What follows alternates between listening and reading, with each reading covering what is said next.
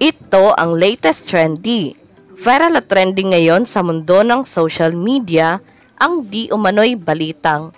Isang mainit-init ngunit malaman na balita na naman ang pag-uusapan natin ngayon kung saan naging malaking issue na nga ngayon ang di umano'y pagtataray ng actress-singer na walang iba kundi si Janelle Salvador kay Kim Chiu. At maraming netizens ang nadismaya dahil sa ginawa ni Uncabogable Vice Ganda na naging dahilan upang mabash ng maraming fans at supporters ngayon ni Kim Chiu si Janelle Salvador. Ito ay matapos na sabihin ni Janelle Salvador ang statement na, "Kayo na lang," nang maghingi ng sample si Kim Chiu para ito ay kumanta. Itong mainit na balitang pinuputakti ngayon ng samot-saring komento mula sa marami sa ating mga kababayang Pilipino. At marami nga sa kanila ngayon ang hindi mapigilan ang kanilang sarili na maglabas ng kanilang hinaing at komento sa mundo ng social media. Pero bago ang lahat mga ka-trendy, kung hindi pa kayo nakapag-subscribe sa aking channel, please click subscribe and hit the notification bell para lagi kang updated sa latest trending na balitang i-upload namin. At yun na nga, viral at trending ngayon sa mundo ng social media ang di umano'y balitang. Ipinaliwanag naman ng actress-singer na si Janelle Salvador na medyo paos siya noong panahon na yon at todo-promote siya ng movie nila ni Win Mitahin. Nagsimula ito ng imbitahan ng It's Showtime family ang pag-promote ng Under Parallel Skies ng movie nila Janelle Salvador at katambal niya na isa sa pinakasikat na aktor sa Thailand ngayon na walang iba kundi si Win Mitahin. Ngunit bagong matapos ang kanilang guesting ay mayroong hindi inaasahang nangyari kung saan nang hingi ng sample song si Kim Chiu kay Janelle Salvador na kumanta sa harap ng madlang people. Maayos naman itong tinanggihan ng aktres at nagpaliwanag na paos siya dahil sa mga interviews at kakapromote ng kanilang movie. Ngunit hindi pala ito nagustuhan ng ibang mga fans ni Kim Chiu at ayon sa mga ito ay nagtaray di umano si Janelle kay Kim. Mas lalo pang lumaki ang issue ng gawin itong inside joke ng It's Showtime family na naging negatibo sa mata ng mga manonood. Ayon dito, ay pinapalabas di umano ni Vice Ganda na nagtaray si Janelle Salvador sa kanilang show at tinarayan si Kim Chiu na isa sa mga paboritong host ni Vice Ganda sa kanilang noontime show. Nagtrending nga ngayon ang actress-singer na walang iba kundi si Janelle Salvador sa mga social media platforms dahil sa issue na ito, ngunit mabilis namang ipinagtanggol ng kanyang mga fans at supporters si Janelle at dinepensahan ito ng maayos namang tumanggi ang aktres kay Kim Chiu, bagamat binigyan lamang daw ito ng mali siya dahil sa sinabi nitong, "Kayo na lang," dahil mahilig naman daw na magsample ng mga nasa Showtime, kaya naman ito ang nasabi ng aktres ayon sa kanyang mga fans at supporters. Maayos naman itong tinanggihan ng aktres na nagpaliwanag di umano na paos siya dahil sa mga interviews at kakapromote ng kanilang movie. Ngunit hindi pala ito nagustuhan ng ibang mga fans ni Kim Chiu at ayon sa mga ito ay nagtaray umano si Janelle kay Kim.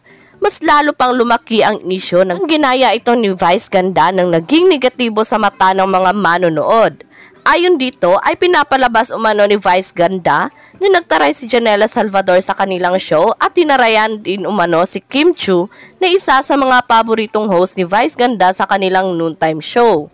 Nagsimula ito nang inimbitahan ng It's Showtime family ang pag-promote ng Under Parallel Skies ng movie nila ni Janelle Salvador at katambal niya na isa sa pinakasikat na aktor sa Thailand ngayon na si Win Mitahin.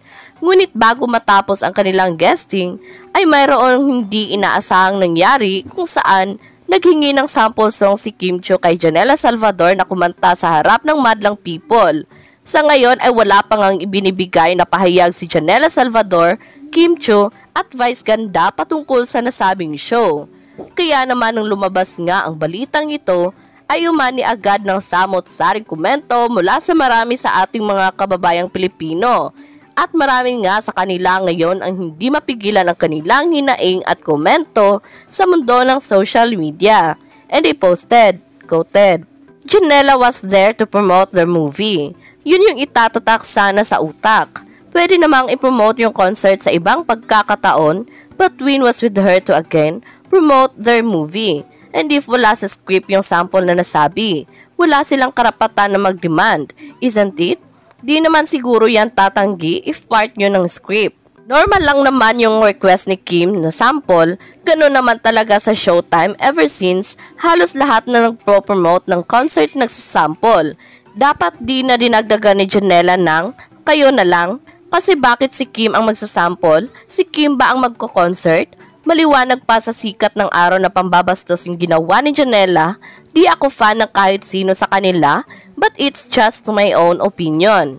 Janela is just a sweet girl na maarte at classy. Binigyan lang nila ng kahulugan, pero sa mga open-minded, it's just a matter of misinterpretation. At di nila papatulan ng issue cause there's a word followed on the latter part. Promise next time is very clear. I watched this how many times, I don't see any attitude. Napasama lang dahil ginawang joke ni Vice plus mga tao ngayon too sensitive, nakain na kasi ng toxic sa social media. Simpleng bagay papatulan. Maldita talaga si Janela. Anyway, mas binigyang blessing si Kim dahil sa pag-iwas ng anumang gulo. Good for you, Kimi. Ganyan naman talaga sa Showtime, mahilig magpasample. Dapat sinabi niya na lang na next time na lang kasi paus ako. Dapat walang kayo na lang. Okay lang naman kung sabihin ni Miss Janela na paus siya. Lalo na kung nagpo-promote siya ng concert niya. Sorry kasi hindi sa nagiging judgmental tayo dito, pero ma-attitude lang kasi yung dating na pagkakasagot ni Miss Janela. Miss Janela could have handled it better. Kudos to Miss Kim for being calm and professional. Clear ko lang ha, hindi ipinahiya ni Janela si Kim.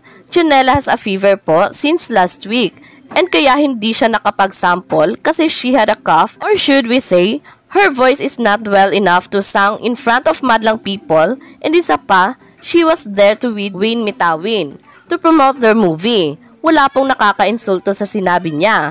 Please lang, enough with your immaturity and delusional mindset. Si Kim lang nag-deliver, pero pag pupunta ka ng Showtime, automatic yun mag-sample ka, lalo kung nagpo-promote ka. Kung ayaw mo sa pawa ng movie mo, sana di mo na binanggit yung album at concert mo, tinanggihan mo na rin sana ng banggitin nila. Mali talaga, huwag ka nang mag-promote. Nakaka-disappoint lang. Movie ang promote ni Janela. Na-mention na may bago siyang kanta kaya nag-request ng sample. Iyong pagsagot niya na sana hindi na lang dagdag na paos ako, kayo na lang. Paano nila malaman ang kanta na bago? For me, she's very rude. Di lang naman movie pino-promote niya, pati concert niya. Sa susunod wag siyang pumunta ng Showtime kung di siya magsample. Kasi lahat ng pumupunta ng Showtime nagsasample. Dati fan ako ni Janela but now na ginanyan niya si Kimi, walay na. End quote. At yun na nga mga ka-trendy. Kung kayo ang tatanungin, ano ang masasabi nyo sa video na ito? Huwag kalimutang mag-iwan ng komento sa baba para malaman ko kung ano ang naging reaction mo sa latest at trending na balitang ibinahagi namin. Maraming salamat po.